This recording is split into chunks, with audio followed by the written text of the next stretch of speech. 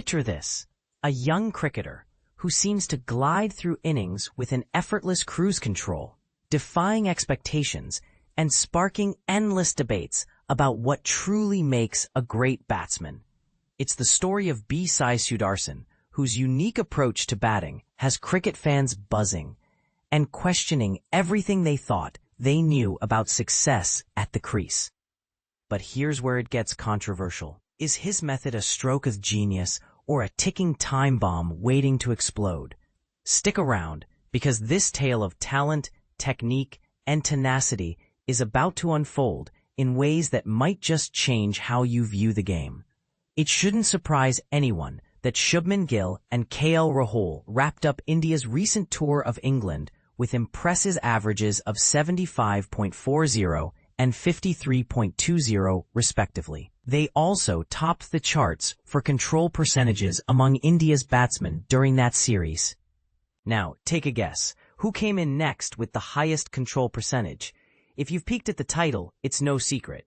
It's Sai Sudharsan, the player who managed just 140 runs in 6 innings, averaging a modest 23.33.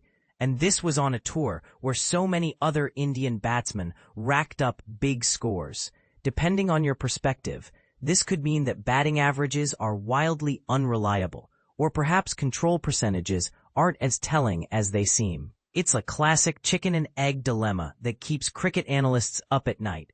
If you tuned in closely to that England series, you'd have witnessed Sai Sudharsan deliver inning after inning filled with bright starts and baffling finishes.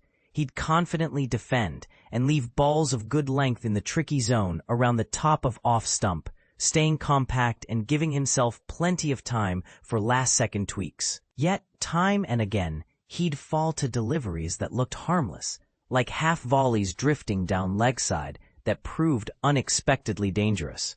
By the end, you might have been left wondering what it all added up to, a riddle wrapped in a batting glove. Selectors and coaches often swear by the eye test, that gut feeling for watching a player in action.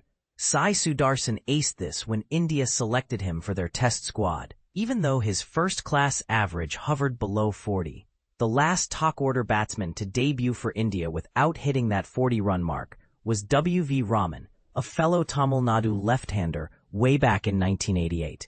And Raman's stats were partly skewed because he started his career as a left-arm spinner, batting low in the order. Fast forward to the end of the England tour, and Sai Sudharsan remained an enigma. Eye test passed with flying colors, but an average of just 23.33 staring back. Of course, with only 3 tests under his belt, it was too early to draw firm conclusions. But then came the Ahmedabad test last week, where he scored a mere 7, while India's top 6 piled on 36, 100, 50, 125, and an unbeaten 104. One of those big scores came from a promising wicket-keeper batsman filling in for the injured regular, leading many to daydream about both playing together. One as a specialist batsman, and how would India squeeze both into the 11? Well, there's this number 3 batsman averaging 21.00 after 4 tests. Against this swirling backdrop, Sai Sudharsan stepped up in the Delhi test against West Indies. On one side, the flat Indian pitch on day 1, a tame bowling attack, and a golden opportunity to shine. On the other, the Ahmedabad scorecard as a stark reminder that even perfect conditions can lead to disappointment. Yet Sai Sudharsan showed no signs of being rattled by the pressure. He'd face some flack in Ahmedabad for his habit of playing most spinner deliveries off the back foot, getting out LBW while attempting a pole shot to a ball from Roston Chase that wasn't quite short enough. In Delhi, he stuck to his guns, playing most lengths off the back foot against West Indies spinners, but demonstrated clever ways to score runs without using a horizontal bat.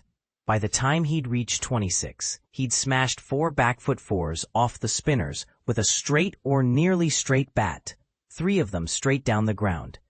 2 were absolute gems, rocking back to Jomel Warrican's left-arm spin and punching against the turn into the tight space between mid-off and short extra cover.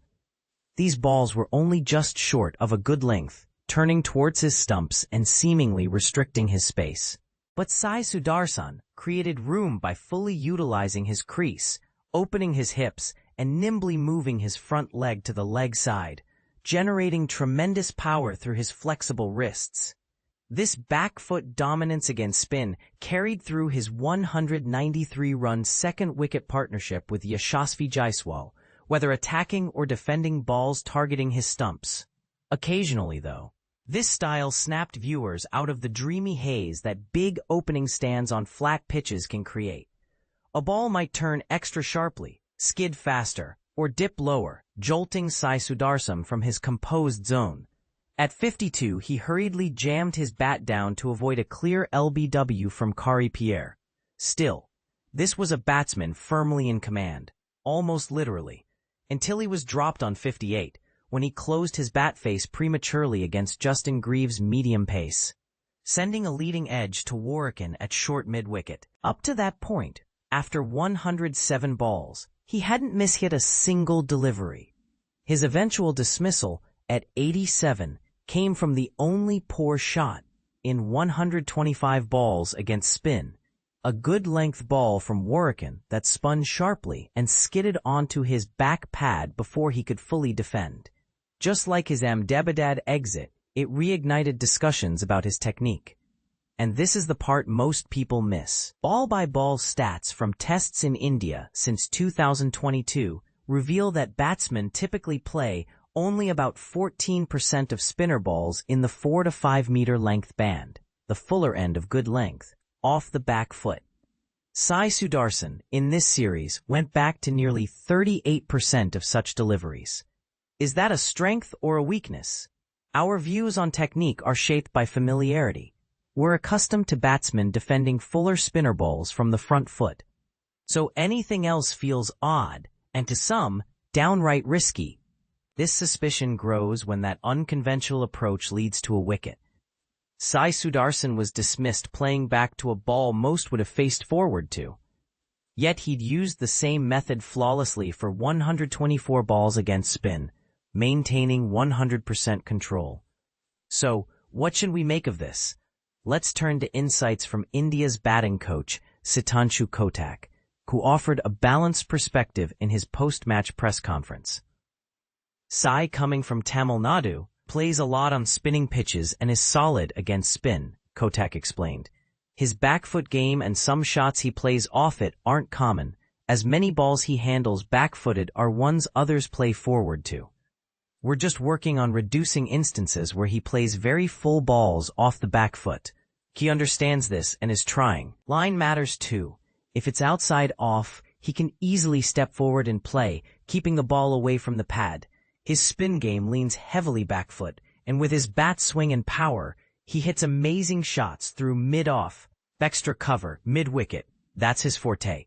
In simpler terms, Sai Sudharsan relies unusually on the back foot against spinners, pulling off shots that few others can manage, like those Warwicken fours. However, this can backfire with certain lines and lengths, and incorporating more front foot play could make his game more well-rounded.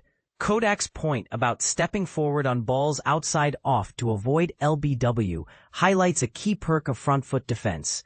It keeps the odds in your favor, even when you're not fully in control. Back foot defense, by contrast, is more all or nothing. You either adapt perfectly to variations in spin, speed, and bounce for a solid block, or a quirky delivery leaves you exposed. Kotak also praised Sai's mental toughness and unwavering self-confidence, which let him bat freely on that day, unaffected by the surrounding chatter. We all see his talent, Kotak said. We look beyond just the score, at how he bats, paces his innings, the shots he chooses. Anyone can have off days, but he was brilliant today. He's mentally resilient. He never alters his style, always responds to the ball's merit. You never sensed any doubt from the first ball. That's why we recognize his quality. Sai Sudharsan's innings showcase these qualities, thriving in a supportive team environment that overlooks his modest first-class stats, early test figures, and public knee-jerk reactions to wins and losses. It was the performance of a gifted player, but also a testament to the system that shaped and backs him. Yet it was humbling to see this unfold against the 2025 West Indies side. In terms of raw potential, is Sai Sudharsan a superior batsman to Tagenarine Chanderpaul or Alec Athanaze? It's anyone's guess, but do they have the resources, coaching, and support network to maximize their abilities? Absolutely not, and it's not their fault. If you believe cricket thrives by giving young talent every chance to succeed, the current global disparities can't help but leave you disheartened. What do you think? Does Sai's back-foot mastery represent the future of spin batting? Or is it a dangerous gamble that could cost him dearly? Is the eye test overrated, or should we trust averages more? Share your opinions in the comments.